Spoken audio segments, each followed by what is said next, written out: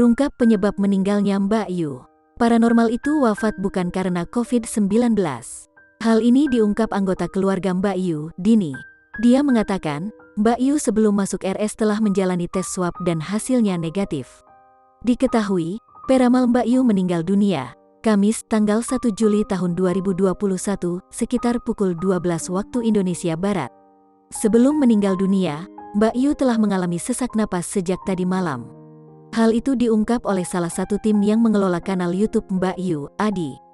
Telah meninggal dunia, Ais Juwariah, Mbak Yu, pada hari ini, Kamis, tanggal 1 Juli tahun 2021, ba'da zuhur tadi.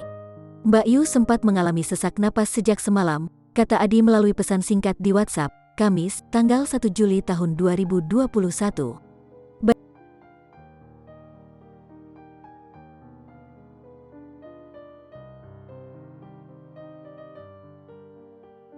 Baca juga kini dikenal sebagai peramal. Mbak Yu dulu pernah bekerja di bidang desain interior karena sesak napas. Paranormal bernama asli Ais Juwariah Johana ini akhirnya segera dilarikan ke Rumah Sakit Premier Bintaro, Tangerang Selatan. Namun, dalam perjalanan, keadaan Mbak Yu semakin memburuk dan ia mengembuskan napas terakhirnya. Ketika dalam perjalanan menuju Rumah Sakit Premier Bintaro, kondisi almarhum sudah tidak dapat tertolong lagi, lanjutnya. Kabar terbaru, jenazah paranormal Mbak Yu akan menjalani tes COVID-19. Nanti sebelum proses permandian itu berjalan, Mbak Yu harus dites dulu sama tim dokter apakah dia terpapar virus corona atau tidak.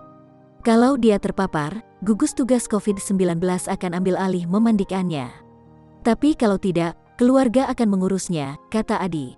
Adi menyebut, belum ada tim yang ke Rumah Sakit Premier Bintaro lantaran mereka tetap mematuhi protokol kesehatan.